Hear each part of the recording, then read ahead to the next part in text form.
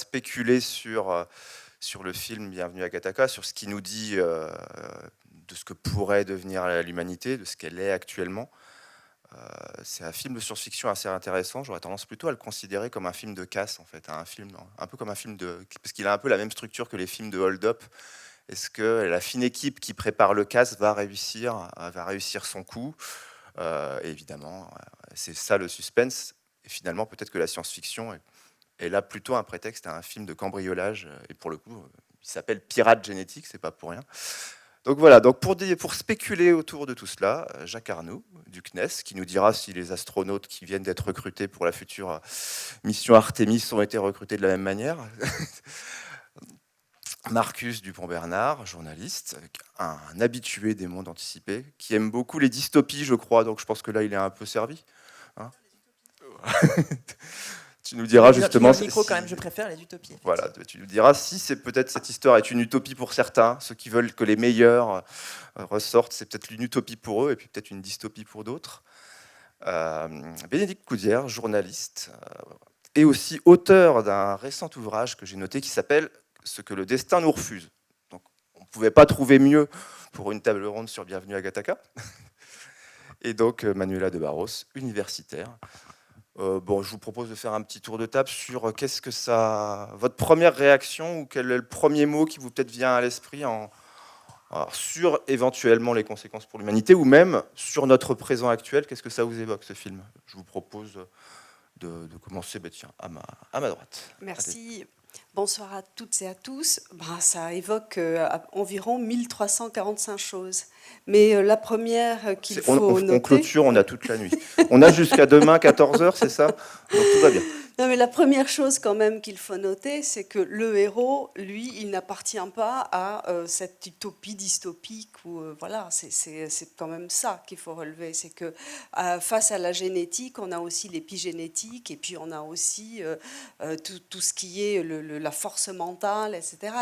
Et c'est la conjonction de tout ça qui est intéressante, et c'est ça que pose le film, je crois. Au-delà d'une éventuelle société entièrement basée sur le triage des gamètes et la modification corporelle, ça traite profondément de ce que sont les humains, et peut-être que les humains, c'est bien plus que ça. Eh bien, bonsoir à tous et à toutes. J'avoue que moi, ce film me laisse perplexe en fait sur pas mal de sujets, que ce soit sur l'eugénisme ou juste sur le validisme aussi de la société en règle générale, pas que dans le film, et sur cette presque détestation en fait de la différence, en fait, et de cette volonté de couler les gens dans un moule prédéfini qui s'avère aussi factice que les injonctions qu'on peut avoir aujourd'hui à la perfection, au validisme, etc. Alors, juste avant que Marcus exprime son ressenti, il y a quand même une image assez étonnante à la fin, c'est que c'est les 5, je crois, il y a 5 astronautes à la fin. Il y a un blanc, un noir, un asiatique et une femme. Donc les woke vont peut-être hurler en disant que c'est scandaleux, mais ça veut surtout dire que d'une certaine manière, c'est juste une société qui a remplacé un certain type de discrimination par d'autres, effectivement, on a fait, en fait, ils appellent ça le génécisme, à un moment, ils remplacent sexisme, et puis...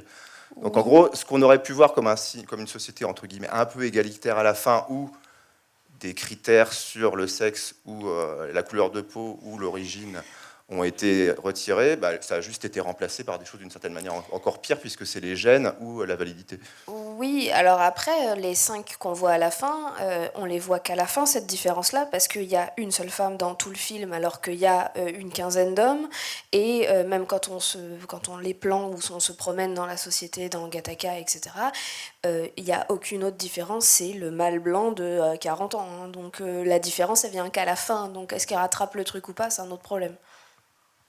C'est juste que ça a juste décalé le problème, en fait. Marcus. Oui, le film ne remplit absolument pas le test de Bechdel. Donc voilà, c'est finalement une représentation typique du sexisme. Donc c'est vrai que ça fait faire un petit peu mal à voir, woke ou non, peu importe comment on définit ce terme, je ne sais pas ce que tu voulais dire par là. Non, je tout cas, disais moi, que ça m'a- certaines personnes sont tellement obnubilées à chercher ah là là, il y a telle et telle et telle catégorie, c'est forcément les woke qui sont derrière là. Ça. C'est ça ce que je veux dire, c'est que maintenant il y a une telle obsession pour ça, pour le wokisme, qu'on se met à faire des procès à certains films uniquement parce qu'on y voit nos propres obsessions. juste C'est pas ça faire que un je voulais procès, au contraire, je pense que c'est justement comprendre ce que signifie ce film, comment il est construit et aussi ce qu'il représente. Un film, c'est pas seulement un scénario, c'est une histoire dans son ensemble. Et moi, je trouve ça justement intéressant d'évoquer voilà, ce fait que justement, il n'y ait qu'une seule femme. Justement, ça fait partie aussi de la dystopie qui est représentée au-delà du scénario lui-même. Et pour répondre à ta question initiale sur l'introduction donc de cette table ronde, moi, ce que ce film m'évoque, c'est un pur film de science-fiction, c'est-à-dire un film qui me parle du présent. Ça fait écho à mon enfance, ça fait écho à notre quotidien, ça fait écho à l'uniformisation de notre société, des injonctions qu'on a en permanence à tous se ressembler et à vouloir rentrer dans des cases et à être des clones, en fait. Voilà, ça m'évoque vraiment beaucoup le présent. Oui, bonjour d'abord, ou bonsoir plutôt à cette heure-ci. En découvrant la question tout à l'heure sur l'écran, immédiatement, je dis, si le scénario se réalisait, nous serions tout près de Titan. Et mon âme de membre de l'agence spatiale, ce serait génial. Mais alors pourquoi? Alors après, comment ça se fait? Il y a des choses qui... Je ne suis pas un spécialiste de la manière d'aller jusqu'à Titan, mais ça devrait donc dire que nous serions tout proches de Titan, et ça, c'est une belle nouvelle. Après, aujourd'hui, nous réalisons mieux que le scénario. Puisque vous y faisiez allusion, l'Agence spatiale européenne a sélectionné un handicapé.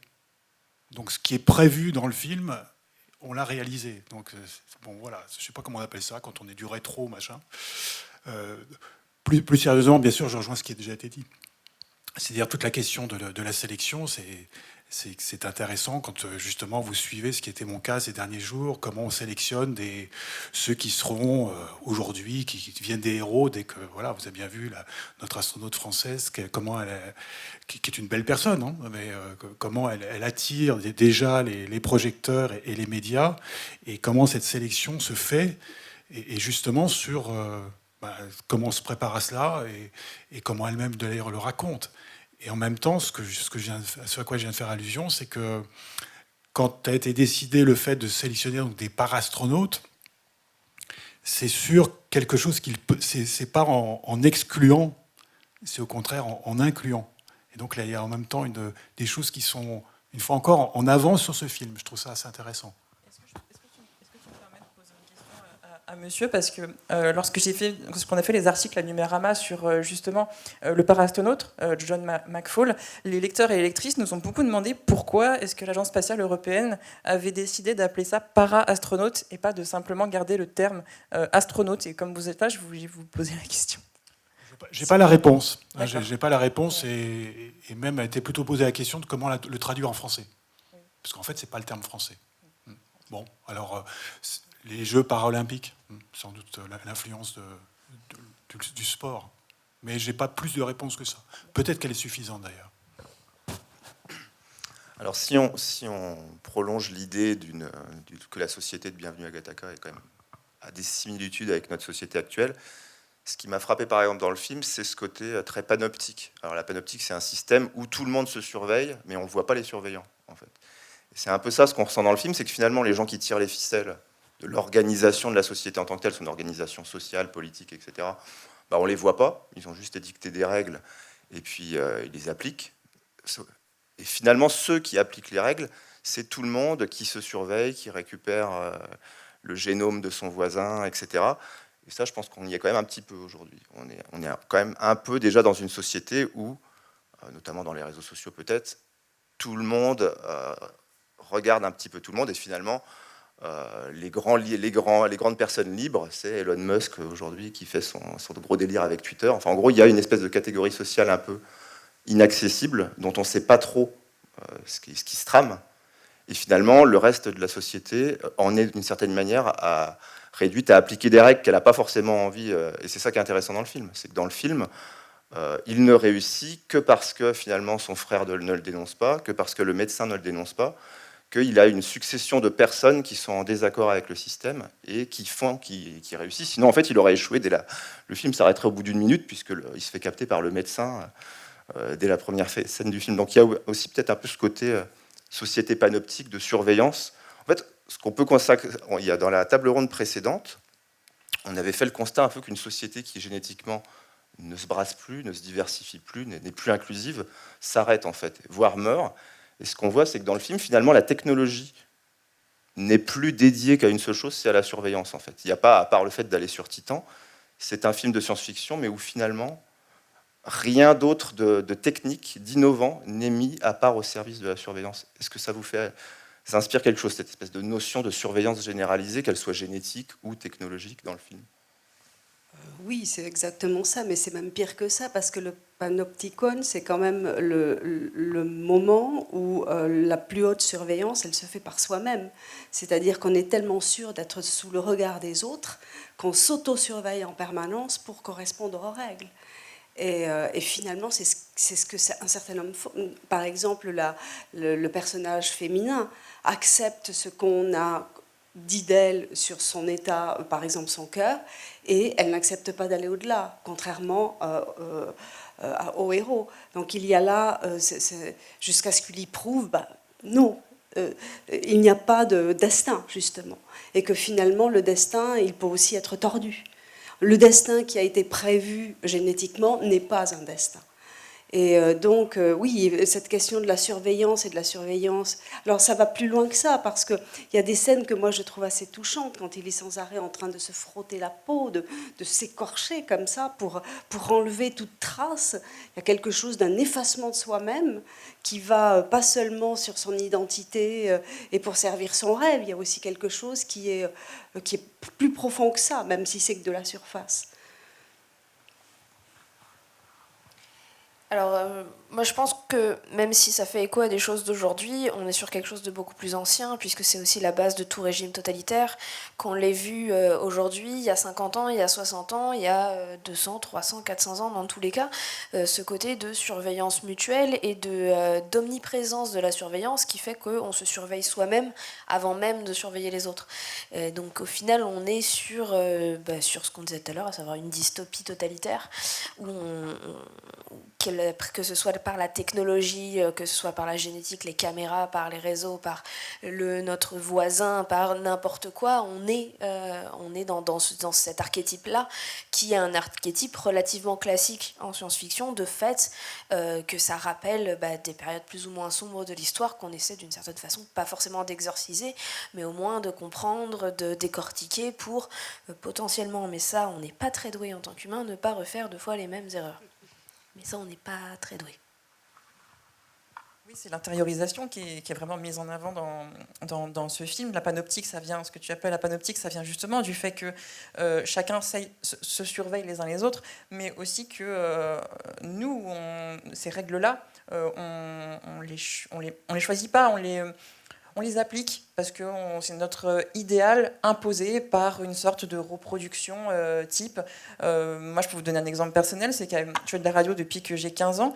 À une époque, sur le montage des podcasts, je augmentais les graves de ma voix, parce que je me faisais tellement insulter quand j'étais plus jeune, et encore maintenant, sur une voix de femme trop aiguë. Voilà, c'est des insultes qu'on peut avoir sur YouTube par dizaines ou centaines quand on a ma voix. Et je changeais les graves. Je mettais plus de graves parce que ça me blessait. Maintenant, je ne le fais plus, évidemment, parce que j'ai un peu évolué sur ce point. Mais c'est pour montrer à quel point certaines injonctions de ce qu'on doit être dans notre genre, dans notre sexe, dans notre milieu social, plein d'éléments comme ça, ça structure notre façon de vivre, de penser et de nous voir, nous. Et peut-être qu'il faut changer le regard sur soi pour justement se libérer soi-même et ainsi aider les autres aussi à se libérer. Donc je pense qu'une dystopie, ça se passe beaucoup ici à l'intérieur. Évidemment qu'il y a des injonctions, des règles imposées, mais ce côté intérieur, je pense, est très important. Alors, sur ce dernier aspect, justement, le terme de panoptique me semble très bien choisi, même si ce n'est pas la question que tout le monde regarde tout le monde, mais c'est que nous ne savons jamais si nous sommes surveillés ou pas. puisque Bentham, c'était ça son idée. C'est je suis dans ma cellule, en face de moi, il y a peut-être un surveillant, je n'en suis pas sûr, donc je deviens effectivement le surveillant de moi-même. Et je m'impose les lois que je crois comprendre ou que l'on m'a diffusées. Donc c'est effectivement ça. Enfin, je trouve que là, oui, c'est vraiment un système de panoptique. Ce à quoi j'ai réfléchi en revoyant ce film, c'est évidemment, là on joue aussi des vieilles questions, c'est l'inné et l'acquis. Et en même temps, comme vous dites, comment dirais-je, il y a des formes extrêmes, soit de la défense de l'inné, soit de la défense de l'acquis, qui prennent même parfois des formes politiques. Et dans le film, on voit que ça sera toujours un mélange des deux. Puisqu'on peut être, par choix génétique, extrêmement doué, n'empêche qu'on n'en reste qu'à la deuxième marche du podium, ce qui entraîne en tout cas la chute psychologique du champion, enfin du nageur. Donc l'inné n'est pas suffisant. Et l'acquis, oui, bien sûr, on peut acquérir, mais n'empêche que, pour autant, Vincent devenu Jérôme n'est pas non plus un être parfait du côté de ce que l'on peut acquérir. Il va falloir, comme vous disiez, qu'il perde sans cesse quelque chose de lui-même et il ne reste plus que le rêve. Est-ce que l'on peut être réduit à un rêve? C'est aussi la question qui me semble-t-il. Donc c'est toujours un mélange entre l'inné et l'acquis. Et au fond, il y a, me semble-t-il, une critique intelligente des deux extrêmes. Et on sait que dans l'histoire, quand on a ou défendu l'acquis ou défendu l'inné, eh bien les totalitarismes ont été des deux côtés. Et dans ce sens-là, évidemment, la leçon est assez bien posée dès lors que l'on va au-delà des caricatures, enfin des deux caricatures qui sont présentes. Sachant que le deuxième héros, d'une certaine manière, se libère aussi à la fin, bon, à sa manière et de manière assez dramatique. Mais il choisit aussi, d'une certaine manière, une certaine forme de libération en quittant aussi ce monde-là. Ce qui, moi aussi, m'a marqué dans ce film-là, c'est la notion de désigner un responsable. Et ce qui est assez frappant dans le film, c'est que finalement, davantage que le système en lui-même, les gens souvent désignent leurs parents. Par exemple, typiquement, dès le début, ils désignent comme le responsable, entre guillemets, de son malheur, sa mère. En fait, parce que sa mère aurait décidé de les... Comme si le père n'avait pas eu son mot à dire. Et donc, il désigne sa mère comme la responsable du problème parce qu'elle a laissé faire, entre guillemets, la nature. Et à un moment dans le film, on voit aussi souvent les gens disent « Ah, mes parents, soit ils ont fait tel choix, ou c'est le patrimoine de mes parents. » Donc, c'est un système... Dans la désignation du responsable du problème, c'est une société qui préfère désigner les parents plutôt que le système lui-même. Et c'est d'une certaine manière assez choquant. Et pour le coup, c'est un peu sexiste. La première phrase qu'ils disent, c'est en gros, c'est ma mère qui a décidé ça, alors qu'après, le fait que mon frère soit bien choisi, c'était l'initiative de mon père. Et cette espèce de dichotomie entre les deux parents, alors qu'a priori, non, ils ont fait le choix ensemble, c'est assez frappant. Mais tout le long du film, c'est souvent vers les parents que les regards se tournent, davantage que sur le système, à part ceux qui en sont directement victimes, comme à la fin, celui dont le fils a été recalé, etc. Mais malgré tout, il y a ce réflexe de désigner les parents comme responsables, alors pour le coup... alors je me disais aussi, alors c'est une question que je poserai peut-être pour la fin, je ne sais pas combien de temps il nous reste, mais imaginons, alors je vais déjà vous laisser réagir sur l'histoire des parents, mais ça vous laissera le temps de réfléchir, parce que c'est une question un petit peu fourbe. Dans ce monde, s'il y a des films de science-fiction, à votre avis, de quoi ils parlent? Comment est-ce que cet univers se projette son futur? Est-ce qu'ils imaginent des chimères, par exemple? Parce qu'on pourrait se dire, bah, la suite de l'eugénisme, c'est carrément, pourquoi pas, d'inventer des chimères, de créer des êtres totalement géniaux. Voilà. Imaginons si ce monde-là se pense son futur, à votre avis, ressemble à quoi? Mais déjà, sur cette histoire de désigner un responsable, et dans cet univers-là, c'est plutôt les parents, davantage que le système lui-même. Est-ce que ça vous donne envie de réagir? Oui, moi ça me donne envie de réagir parce que, en fait, c'est logique. C'est logique parce qu'on cherche toujours, mais même nous, dans n'importe quelle situation, on cherche un responsable. On cherche un responsable de nos situations, de notre... Et la société, c'est une entité tellement vaste qui n'a pas de personnalisation, si ce n'est nous-mêmes tous, parce qu'on en fait partie et on s'inclut dedans, parce qu'on fait partie de la société. Et la première personne, les premières personnes vers lesquelles on va pouvoir se retourner pour trouver un responsable de notre situation, surtout quand elle découle de problèmes génétiques, etc., bah, c'est les personnes qui, avec énormément de guillemets, nous ont façonnés d'une certaine façon, et on est d'une mère et d'un père, et donc du coup on va forcément, mais dans n'importe quelle situation, se retourner vers les parents en fait dans un premier temps. Et la mère en particulier, puisque c'est elle qui nous met au monde, même si le père participe, hein, voilà, mais il y a quand même cette idée que quand on n'est pas bien dans une situation, quand il y a quelque chose qui ne va pas, on cherche un responsable qui ne soit pas nous. Et à partir du moment où on cherche un responsable qui ne soit pas nous, c'est compliqué de dire c'est la société, etc., quand on n'arrive pas à mettre le doigt sur le problème. Dire la société et dire c'est l'eugénisme qui a été engendré par la société, c'est pas la même chose, c'est pas la même rhétorique, c'est pas la même réflexion qu'il y a derrière. Et donc du coup, bah, dans un premier temps, le premier stade du deuil entre guillemets de nos problèmes, ça va aussi être de se retourner vers d'où on vient. Et dans un premier temps, d'où on vient, et bah, du ventre de la mer, quoi. Enfin, je sais pas ce que. Bah, c'est-à-dire que comme on est dans un système, la société qui est proposée dans Gattaca, elle est entièrement tournée vers le génétique. Donc oui, évidemment, il y a un rapport direct aux parents, mais quand même, je crois que la question est posée d'une façon un peu plus subtile parfois, notamment le médecin que tu viens de citer. À un moment, à la fin, il dit pour mon fils, ça s'est pas passé aussi bien que prévu. Ça veut dire que le généticien, peut-être qu'il n'était pas si bon que ça. Donc voilà, c'est pas que c'est les parents, et puis c'est aussi, et si le généticien n'est pas si bon, peut-être que le système n'est pas si bien, peut-être qu'il n'avait pas assez d'argent pour payer un super bon, j'en sais rien. Évidemment, là je fais des hypothèses, mais en réalité, il y a plus que les parents. Ça va plus loin que ça. Il y a plusieurs strates où on sent que le système est quand même biaisé de plein de côtés.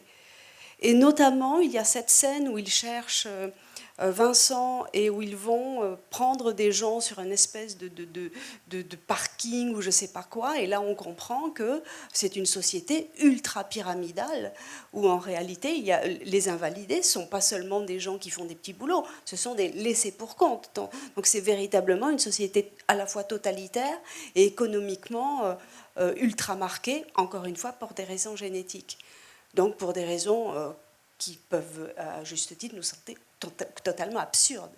Et le héros prouve bien que c'est absurde. Pour moi, je pense qu'il y a quand même une forme de logique de se tourner vers ses parents quand on conteste le système. Je pense que c'est assez métaphorique finalement quand on conteste les parents, on conteste le système.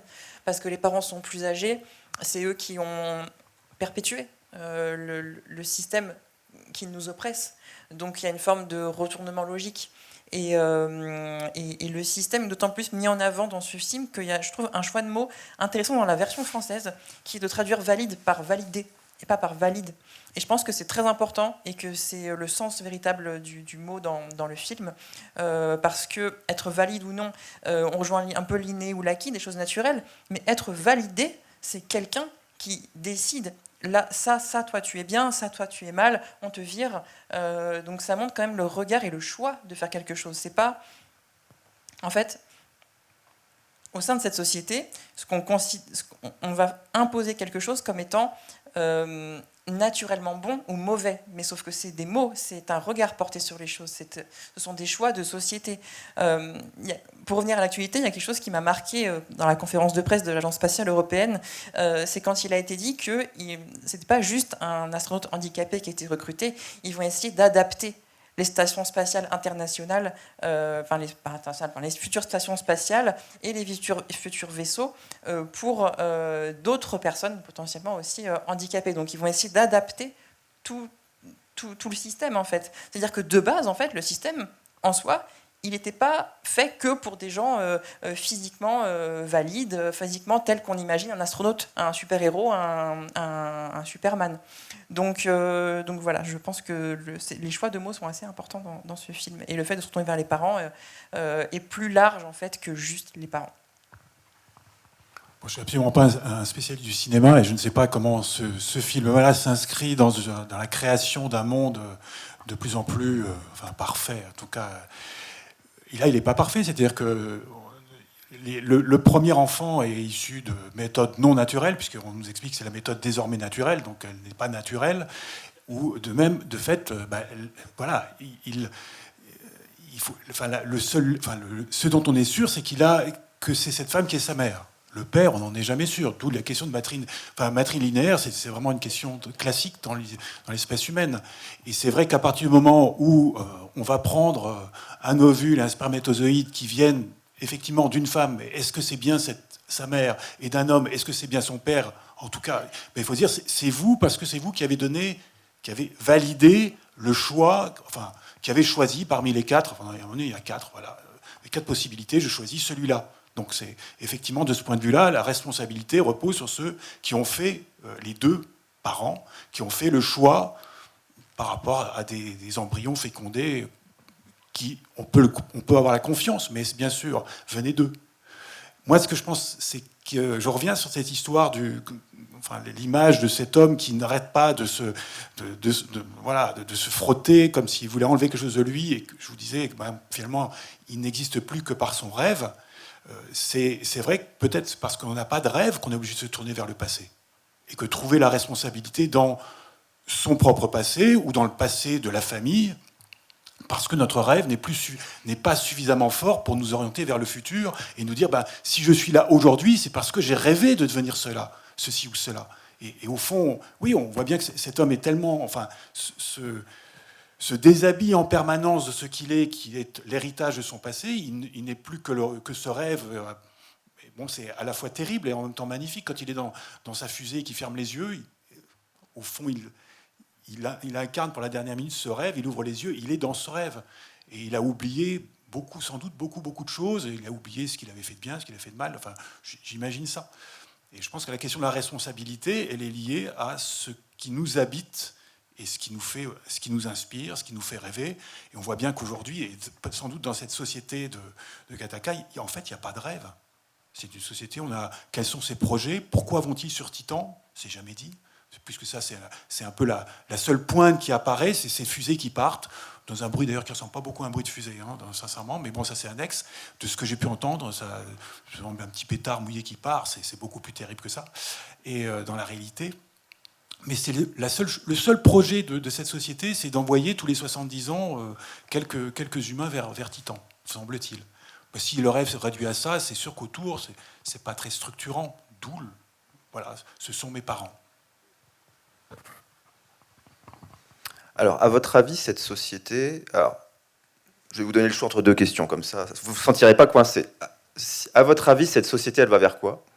Vers, par exemple, une société à la The Expanse où 2 personnes discutent tranquillement, où elles disent moi j'ai 15 pères et 20 mères parce qu'en fait on m'a recréé carrément de A à Z mes chromosomes, et voilà, on a été jusqu'au bout, limite on n'a même plus de parents, on est des créatures purement artificielles. Donc à votre avis, comment vous voyez le futur de cette société décrite dans Bienvenue à Gattaca? Ou autre question, dans notre société actuelle, est-ce que vous identifiez une forme de terreau fertile qui nous mènerait à Bienvenue à Gattaca? Moi, typiquement, par exemple, quand j'entends parler sur les problématiques de réchauffement climatique, de malthusianisme, il faut réduire la population.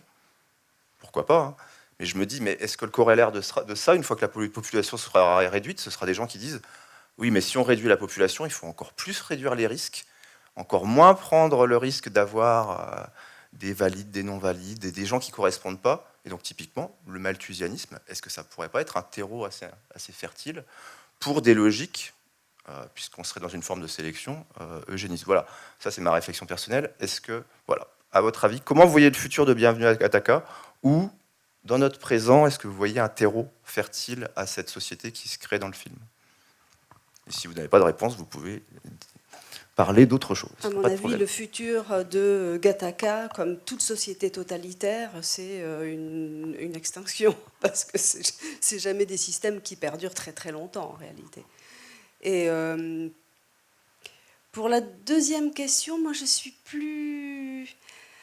On est à un moment un peu ambivalent, un peu paradoxal, parce qu'à la fois on a effectivement des tendances ou des poussées vers quelque chose d'un peu restreint. Bon, certains parlent de réduire la population, d'autres disent c'est pas la question. Mais on est aussi à un moment où il y a tout un travail sur l'acceptation LGBT, sur l'inclusion, et là c'est plutôt la diversité. Donc finalement, c'est très ambivalent, je crois. On ne sait pas trop où on va, sauf peut-être vers Titan. À la fin, c'est comme si c'était dans un ascenseur. C'est pas très crédible, hein, quand même. Alors, quand tu as formulé la question de où va la société dans Bienvenue à Gattaca, ma première pensée, ça a été dans le mur. Parce que fatalement, comme toute société totalitaire avec ce genre de principe-là, ne serait-ce que parce qu'un individu a pu déjouer la surveillance du système pendant aussi longtemps, et avec des complices plus ou moins passifs que sont le médecin, que sont le frère, etc. La dernière scène avec le médecin montre bien que le prochain à faire la même chose, c'est son fils, quoi. Et qui va se démerder puisqu'il sait que c'est possible. Donc voilà. Donc ça ne peut aller que vers le changement. Que vers soit l'explosion, la révolution ou le mur. Et ça ne peut aller que vers ce genre de choses-là. Pour la deuxième question, j'en sais rien. Voilà. J'ai répondu à la première.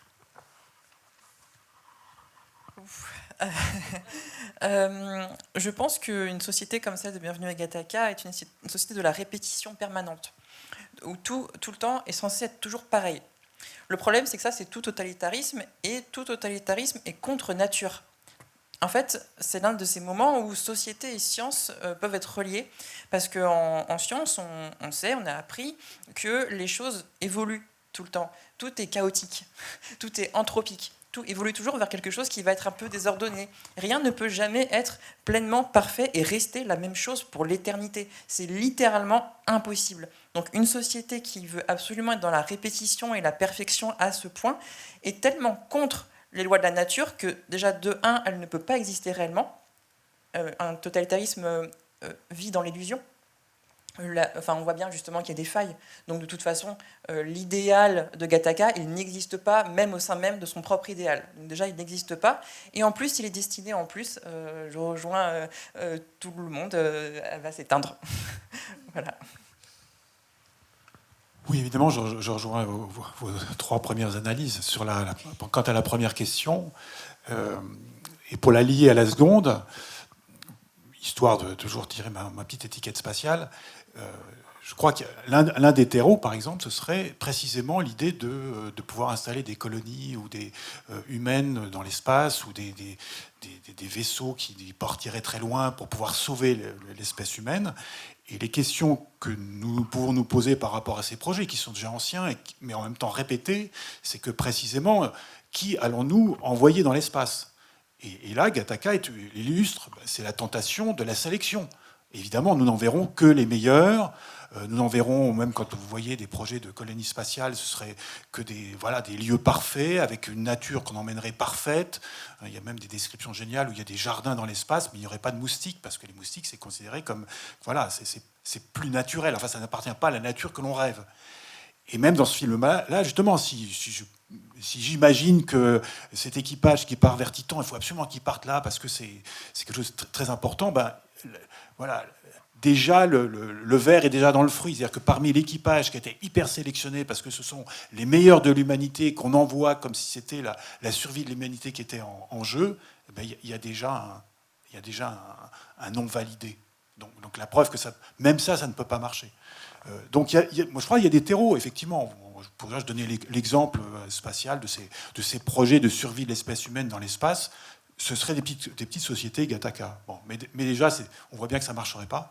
Et sur Terre, je dirais, oui, il y a du terreau dès lors qu'il y a une forme d'élitisme, quelle que soit sa forme. Et ça peut prendre de multiples formes. Regardez autour de vous, il y a même des philosophies qui reposent sur l'élection. Il y a même des religions qui reposent sur l'élection. Et nous voyons chaque fois dans quel type de dérive ça peut amener.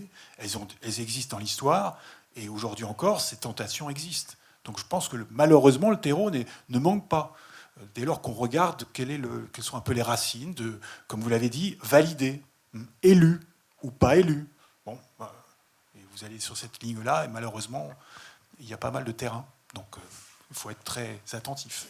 Je ne sais pas comment ils vont survivre, parce que la scène finale, c'est quand même des astronautes en costard.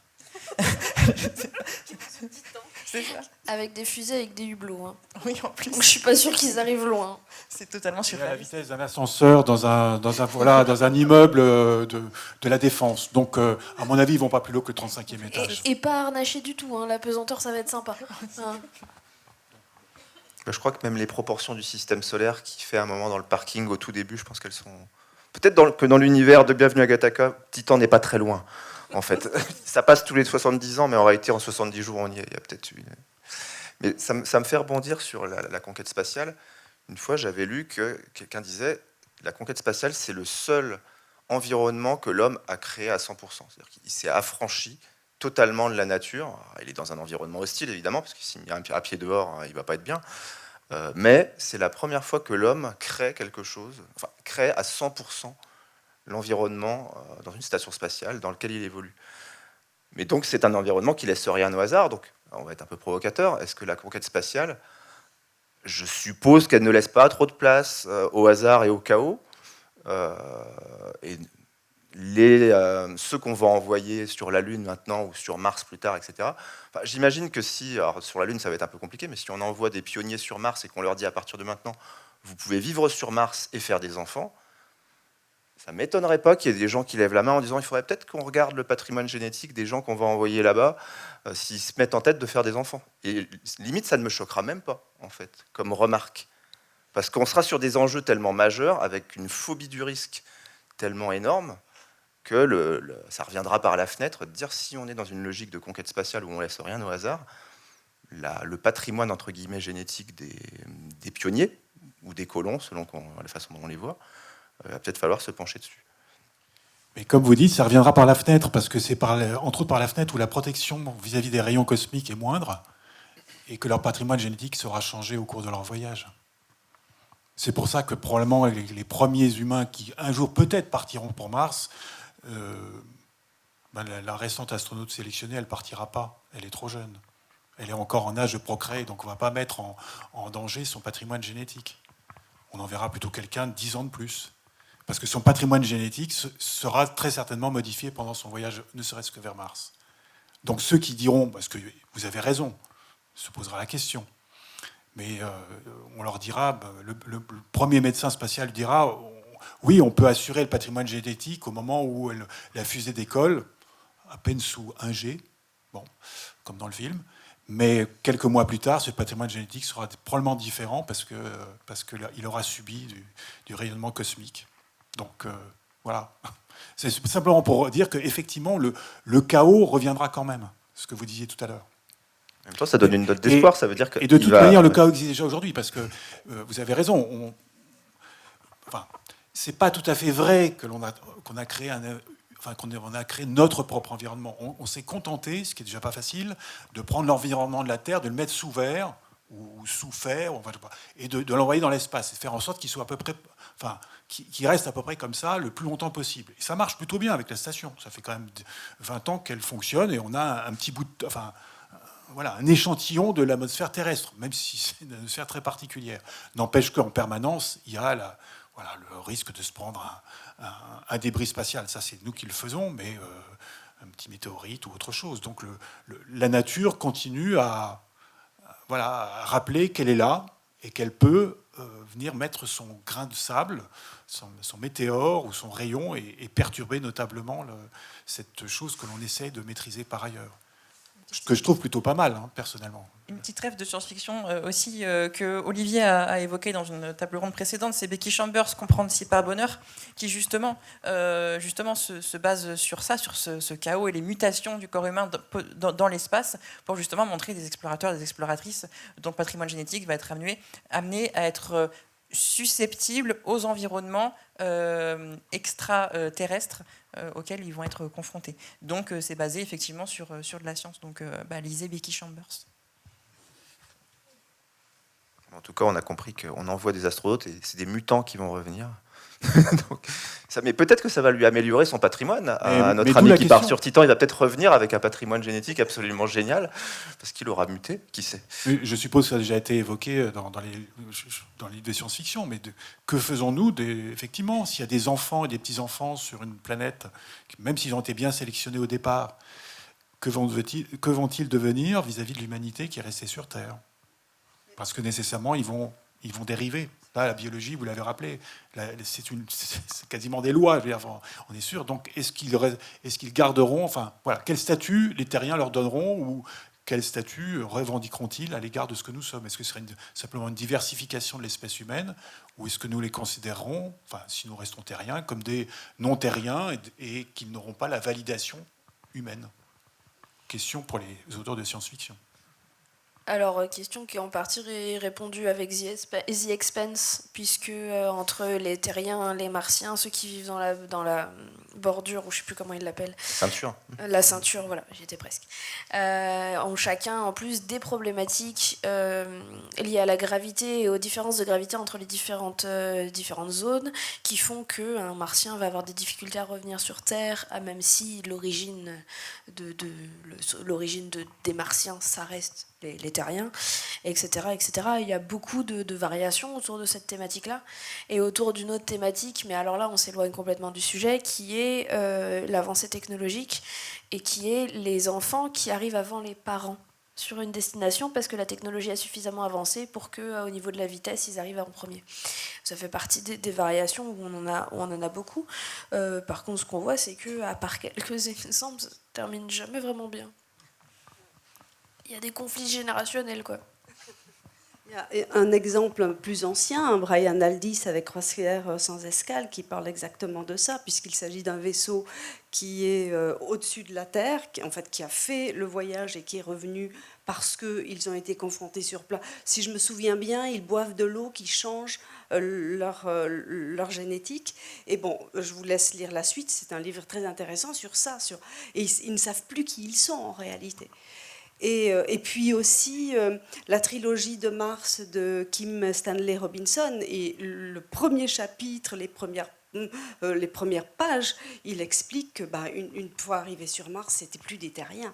Alors que donc il y a 3 livres, Mars la rouge, Mars la verte et Mars la bleue, quand ils arrivent vraiment à la terraformer, et c'est tout le travail de gouvernance, et effectivement ils vont fonder une société qui est une société avec des enfants qui passent pas par les voies naturelles humaines. Il y a plusieurs sociétés dans la société martienne. Donc c'est vraiment 3 volumes assez épais qui essaient de réfléchir à tout ce que ça veut dire d'aller ailleurs pour des humains, et comment ça pourrait nous transformer.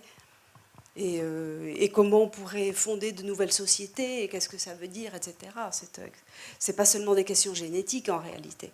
Parce que j'imagine que quand on recrute des spationautes, l'aspect psychologique est absolument énorme. Le fait de pouvoir vivre tous ensemble, d'être tolérants. Donc ce sont des choses... c'est peut-être inscrit dans les gènes, mais bon, je ne pense pas que c'est comme ça qu'on le repère, vraiment. C'est en les mettant en situation. J'imagine que le panel des tests est énorme, et pas du tout seulement sur leur capacité physiologique. Alors je crois qu'après, dans les conférences spéculatives, on doit donner la parole un petit peu au public pour qu'il spécule avec nous. Donc je vais, pour ceux qui auraient des questions, ou voilà, quelqu'un se dévoue, je vais aller lui donner le micro.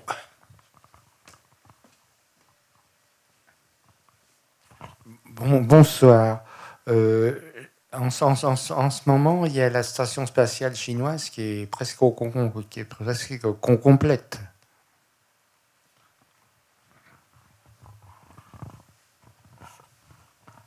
Je pense que c'est pour toi la question.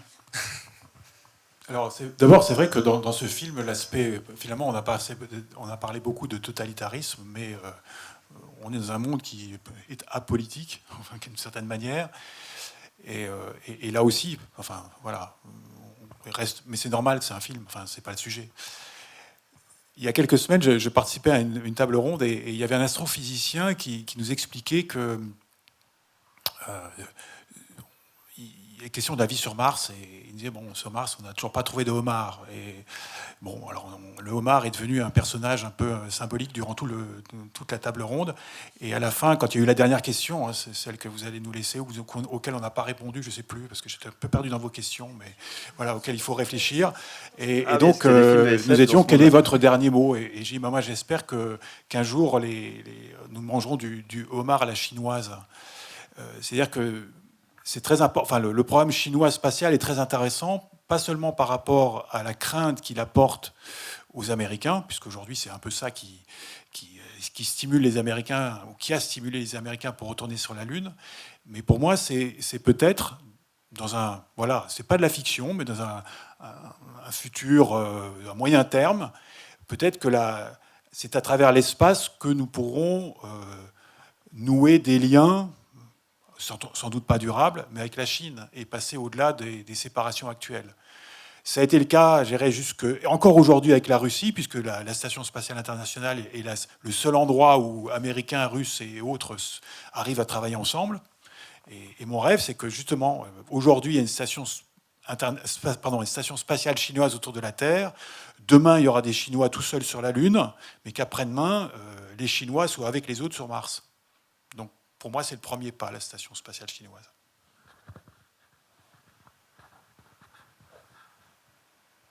Tu vas faire un commentaire, Olivier, ou tout va bien? Parce qu'Olivier a une théorie sur la fin avec laquelle, que je ne comprends pas en fait, mais il voit dans une symbolique à la fin, dans le suicide du héros, il y voit une symbolique que je n'ai jamais vraiment compris. Donc, veux-tu la décrire? Alors, très rapidement, c'est à la fin quand Jude Law se suicide. En fait, vous y avez répondu, c'est-à-dire qu'il s'impose les injonctions de la société, donc il se détruit lui-même parce qu'il n'est plus au standard de la société. Et on peut faire un parallèle avec le nazisme qui a voulu se débarrasser aussi des handicapés, etc. Mais vous avez exactement répondu avec vos propres réponses. Mais c'est vrai que je trouve que le geste à la fin, il y a le rêve de Ethan Hawke, qui effectivement, dans son ascenseur avec ses hublots, réalise tout pas, c'est pas grave, parce que le film est plus une allégorie que autre chose. Et quand l'un vit son rêve, et il ne lui reste que ça, l'autre perd son humanité et ne comprend pas qu'il est humain malgré sa différence. Donc voilà, c'était. Mais voilà, vous l'avez dit chacun. Hein. Il y a aussi un gros plan sur la médaille, et sur la médaille qu'il porte autour du cou, il y a 2 nageurs. Je crois que ça aussi, il faut le mettre en perspective. Donc les 2 nageurs qui sont le frère, lui c'était toujours le second nageur. Je crois que c'est peut-être là qu'il y a une clé. Et il y a autre chose, c'est-à-dire que dans le film, le personnage de Jude Law explique que ce n'est pas un accident s'il est en fauteuil roulant, c'est parce qu'il s'est raté en fait. Donc d'une certaine façon, est-ce que son rêve n'est pas atteint à la fin, puisque sa volonté de base n'était pas de finir en fauteuil roulant, mais n'était pas de vivre non plus en fait. Donc d'une certaine façon, les 2 réalisent leur rêve. Les 2 sont des rêves extrêmes, hein, que ce soit de quitter la Terre ou de mettre fin à ses jours. Mais je pense qu'il y a aussi une réalisation du rêve, puisque c'est l'éternel second, et puis parce que, en fait, son rêve, il réussit à la 2e tentative aussi. Hein. Oui, il me semble, je ne suis pas tout à fait en accord avec ton interprétation, mais ce qui est bien, parce que surtout quand on réfléchit tous les ensemble, j'irais plutôt dans votre sens, c'est que de toute façon, il y a cette scène incroyable où il montre ces bocaux d'urine et de sang pour 2 vies. Et il sait très bien que s'il reste vivant, quand l'autre va revenir, c'est impossible d'avoir 2 Jérôme. Ils l'ont déjà vécu. Que c'est bon, il fallait quand même qu'il y ait la complicité pour qu'à un moment donné, il y ait 2 Jérôme et que ça ne crée pas comme on a ça, hein, quand il y a 2 réalités, enfin on sait le présent, le futur qui se rejoignent, enfin ça c'est déjà été mis en scène bien mieux. Et donc la seule manière pour lui d'aller jusqu'au bout de son action contre le système, parce qu'au fond il a été complice, vous l'avez bien dit auparavant, c'est de disparaître. Sinon, ça va disparaître du fait de la conjonction 1 an plus tard de ces deux Jérôme. Donc moi je crois que c'est un suicide, mais d'une part c'est par le feu comme le feu, évidemment, il y a ces deux images, cette fusée qui part dans le feu, enfin, tout ça est très bien mis en scène. Mais oui, comme vous dites, pour moi, c'est plutôt il va au bout de, enfin, finalement, il se convertit d'une certaine manière. Enfin, c'est plus l'homme validé en permanence, puisque à un moment donné, il a décidé de quitter le chemin et il va jusqu'au bout de ce choix, puisqu'il faut qu'il laisse la place à Jérôme et il laisse comme ça la place. C'est un geste assez. Oui, très bien. On pourra discuter longuement dans les prochains cafés. Ça s'inscrit aussi dans une tradition dans la théorie de science-fiction. Dès qu'on parle d'eugénisme, il y a une nouvelle de Greg Egan qui est très connue, je crois qu'elle s'appelle Eugène, où justement dans un monde où il y a deux parents qui vont concevoir un enfant parfait, très très intelligent, très brillant. Sauf que cet enfant, en grandissant, il va atteindre, grâce à son intelligence, la capacité d'être quelqu'un de tellement brillant qu'il invente une machine à voyager dans le temps pour revoir ses parents et leur dire de ne jamais le faire naître. Donc il supprime son existence par son libre arbitre qu'il a acquis finalement en devenant intelligent ensuite. Donc on a à nouveau quand même cette idée dans les bouquins qui parlent, dans les œuvres de science-fiction qui parlent de ça, d'une souffrance même chez les êtres qui sont censés être parfaits selon les règles de cette société. Donc en fait, c'est pas tellement une question de suicide, plus qu'une question toujours de liberté, de libre arbitre et aussi de souffrance et encore une fois de perfection qui est totalement inexistante en réalité. D'ailleurs, le film part toujours des meilleurs, et en fait, on les croise jamais les meilleurs. Les soi-disant meilleurs connaissent toujours un échec, et finalement, oui, ceux qui réussissent, c'est ceux qui vont au bout de leur rêve et qui entre guillemets se libèrent. C'est le mot de la fin parce que Olivier gesticule me fait une conférence gesticulée pour me dire que le temps est écoulé. Je vous remercie beaucoup pour cette participation, d'être resté jusqu'au bout, et puis je vous donne rendez-vous demain.